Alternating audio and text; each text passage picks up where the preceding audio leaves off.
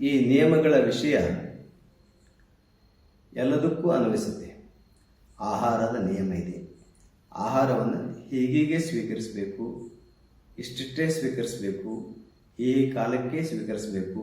ಅದನ್ನು ಹಿತಭುಕ್, ಋತಭುಕ್ ಮತ್ತು ಮಿತಭುಕ್ ಅಂತ ಕರೀತಾರೆ. ಭುಕ್ ಅಂದರೆ ಭುಜಿಸುವುದು. ಹಿತವಾಗಿ ಊಟ ಮಾಡಬೇಕು, ಮಿತವಾಗಿ ಊಟ ಮಾಡಬೇಕು ಮತ್ತು ಕಾಲಕ್ಕೆ ಸರಿ ಹೊಂದುವಂತೆ ಊಟ ಮಾಡಬೇಕು ಅಂತ. ಕಾಲಕ್ಕೆ ಸರಿ ಹೊಂದುವುದು ಅಂದರೆ ನಮ್ಮದೇ ಆದ ಬಾಡಿ ಕ್ಲಾಕ್ ಅಂತ ಒಂದಿದೆ. ಯಾವಾಗ ಹಸಿವಾಗುತ್ತೋ ಆವಾಗ ಊಟ ಮಾಡೋದು ಕೂಡ ಆ ನಿಯಮವನ್ನು ಅನುಸರಿಸಿದ ಹಾಗೆಯೇ. ನಿದ್ದೆ ಎಷ್ಟು ಮಾಡಬೇಕು ಅದಕ್ಕೂ ನಿಯಮ ಇದೆ. ಹಾಗೆ ಉಪ್ಪು, ಖಾರ, ಹುಳಿ ಎಲ್ಲ ವಿಷಯಗಳನ್ನು ನಾವು ಎಷ್ಟೆಷ್ಟು ಸ್ವೀಕರಿಸಬೇಕು ಅನ್ನೋದು ನಿಯಮ ಇದೆ. ಅದು ನಿಯಮವನ್ನು ಮೀರಿದರೆ ಆಗಬಾರದು, ನಮ್ಮ ದೇಹದ ಮೇಲೆ ಪರಿಣಾಮ ಆಗುತ್ತೆ. ಸಾಧುಗಳು, ಮಹಾತ್ಮರು ವಿಶಿಷ್ಟ ಎನಿಸುವುದು ಇಂಥ ನಿಯಮಗಳನ್ನು ತಮಗೆ ತಾವೇ ಹಾಕಿಕೊಂಡಿರ್ತಾರೆ. ಅವರ ಹಿಂದೆ ಯಾರೋ ಬಿದ್ದು ನೀವು ಹೀಗೆ ಮಾಡಲೇಬೇಕು ಅಂತ ಚಾಟಿ ಹಿಡಿದು ನಿಂತಿರುವುದಿಲ್ಲ.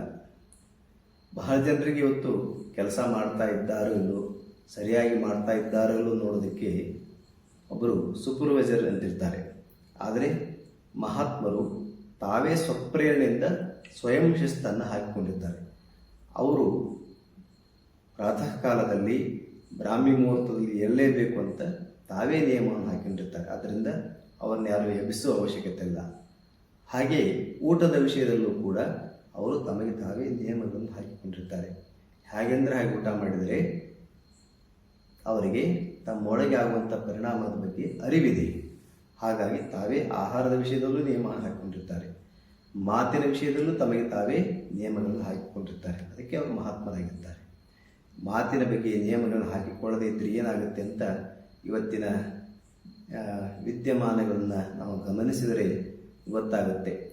ಯಾರ್ಯಾರು ಸಾರ್ವಜನಿಕವಾಗಿ ಹಾಗಾಗಿ ಏನೇನೋ ಮಾತನಾಡ್ತಾ ಇರೋದನ್ನು ನಮ್ಮ ಸಮಾಜದಲ್ಲಿ ಅವರೆಲ್ಲ ಹಿರಿಯರು, ನಾಯಕರು ಅಂತ ಅನ್ನಿಸಿಕೊಂಡವರು ಏನೇನೋ ಮಾತನಾಡೋದನ್ನು ನೋಡಿದಾಗ ಇವರಿಗೆಲ್ಲ ಬೇರೆ ರೀತಿಯಲ್ಲಿ ನಿಯಮಗಳನ್ನು ಹಾಕಲೇಬೇಕು. ನಿಯಮಗಳನ್ನು ಯಾರಿಗೆ ಪಾಲನೆ ಮಾಡೋಕ್ಕಾಗಲ್ಲೋ ಆವಾಗ ಅದು ಕಾನೂನು ತನ್ನಿಂತಾನೇ ಅಂತ ಕಾನೂನು ಅಂತ ಬರ್ತದೆ. ಎಲ್ಲಿ ಕಾನೂನು ಈ ರೀತಿಗಳಿಗೆ ಮಾಡಬೇಕು ಅನ್ನೋಂಥ ಒತ್ತಡ ಬರುತ್ತೆ ಅಂದರೆ ನಿಯಮಗಳನ್ನು ಬಹಳ ಜನ ಮೀರಿದಾಗ, ಅದರ ಒಬ್ಬ ನಿಯಮವನ್ನು ಮೀರೋದ್ರಿಂದ ಹಲವಾರು ಜನರಿಗೆ ಅನಾನುಕೂಲತೆ ಆಗುತ್ತೆ. ಹಾಗಾಗಿ ನಿಯಮಗಳನ್ನು ಎಲ್ಲರೂ ಅನುಸರಿಸುವುದನ್ನು ಅಭ್ಯಾಸ ಮಾಡ್ಕೋಬೇಕು.